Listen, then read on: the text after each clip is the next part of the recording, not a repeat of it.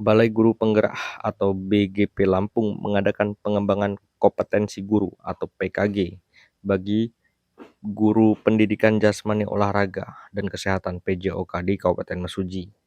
Pelaksanaan PKG PJOK tersebut dilakukan selama 12 minggu yang dimulai pada 9 September 2024 lalu. Salah satu fasilitator PKG asal Mesuji Lampung, Bambang Irawan mengatakan, dalam pelaksanaan PKG PJOK tersebut dilakukan oleh tenaga fasilitator. Bambang mengatakan, dalam pelaksanaan PKG PJOK itu dilakukan dengan cara pembelajaran menggunakan sistem hybrid learning yang dilaksanakan selama 3 bulan. Dikatakan Bambang, setiap kelasnya akan diisi oleh 15 peserta guru PJOK dan 1 tenaga fasilitator PKG.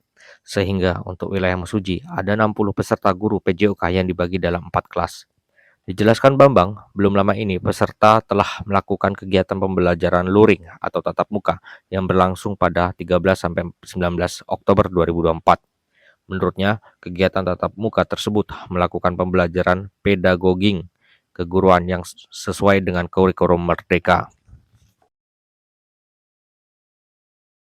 PPKG PJOK merupakan program dari Kementerian Pendidikan dan Kebudayaan melalui Balai Guru Penggerak Lampung, ataupun PPKG adalah program pengembangan kompetensi guru pendidikan jasmani, olahraga, dan kesehatan.